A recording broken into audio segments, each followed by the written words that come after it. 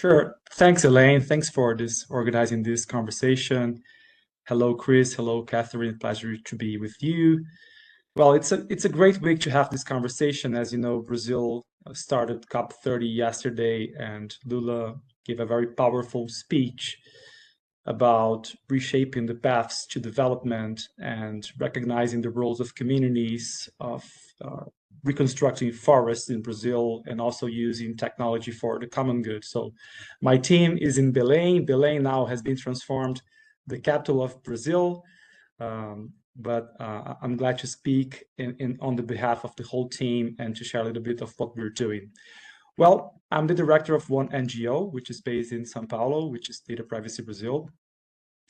We come from the field of digital rights, but in the past 4 years, we've been working closely with this intersection between the environment and digital rights. I did my PhD also in the Department of Energy and Environment in the University of São Paulo. So I have some close connections with these intersections. And we've been exploring a pathway in which we believe it's impossible to separate those issues because the digital is also physical and demands infrastructure, and it's based on the use of natural resources. Also, our conception of the environment, it's constantly being reshaped, not only based on the resources in the physical world, but also the digital world and the role of information. That's why at Data Privacy Brazil, our biggest fight is to construct this fair informational ecosystem. That's our biggest theory of change. And we are really concerned about all the different dimensions of the processes of datafication of society and what that means for the future of countries such as Brazil. Well, in our area of asymmetries of power, we have the projects that have the clearest intersection between environmental problems and digital rights. I will briefly talk about two projects which are connected to the topic of this conversation. So we've been working together with Instituto Clima e Sociedade, which is a grant maker in Brazil that works on environmental issues, on some databases that we have in Brazil that monitor illegal cattle and also traceability of deforestation. And what happened in the past years in Brazil was that powerful stakeholders, they were using privacy rights to make certain types of information not available to journalists and environmental leaders. So this was a conflict between privacy rights and access to information. And we've been working to position the government in the right direction on balancing those competing values and make sure that the information about the Rural Environmental Registry and also the Animal Transit Node, which is a database for illegal cattle, this is open and considered as a digital public infrastructure that can be accessed by citizens. So we are working to reconstruct the land management system in order to support the government in opening up this information and make it accessible for citizens and journalists. Also, we've been working closely with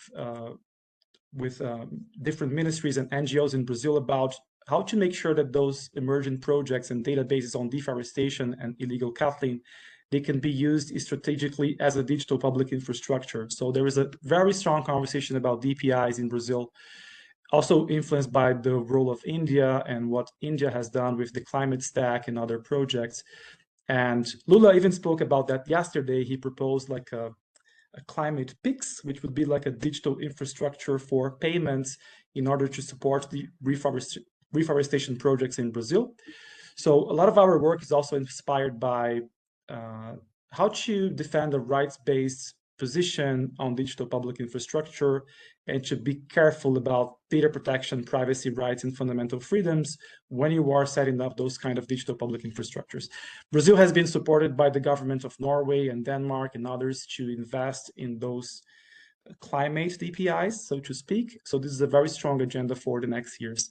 And finally, I would just point to the fact that regarding AI and investments in data centers, we have been defending a very strong position on collective rights to access of information. And this is very influenced by the work that Brazil has done with the Escazú Agreement, which is a regional agreement for access to justice and access to information, in which we defend that projects that provides like tax incentives for data centers or supports data centers in Brazil, they should be balanced by a very clear approach on collective rights to access to information on the use of energy, water, and mineral consumptions on those projects. So collectives themselves, the communities, they should have the power to access information about environmental issues directly with those companies. And this is different from the US approach, because the US approach about environmental impact assessment, it's kind of a technocratic approach, so to speak, in which you have a relationship between the company and the government. And this is different because we're talking about a collective right to access to information that the collectives and the communities themselves would possess in the legal relationship with the company. So we defend that for the AI bill in Brazil, and I can explore later what it means because it's a long conversation, but thanks. Thank you for the introduction, Rafael. It sounds fascinating, and I definitely want to get into that a little bit more. But before we do, I have a follow-up question for you. So Data Privacy Brazil is a grantee of the Ford Foundation. So I want to know, how has Ford been supporting your work in responsible technology and advocacy? What do you think other funders can learn from this approach? Yeah, so Ford Foundation has been really instrumental in supporting our Global South Alliance that we set up 3 years ago. It's an alliance of 26 NGOs in the Global South, and we are participating in international conversations such as the Global Digital Compact or the emerging AI panel within the UN system.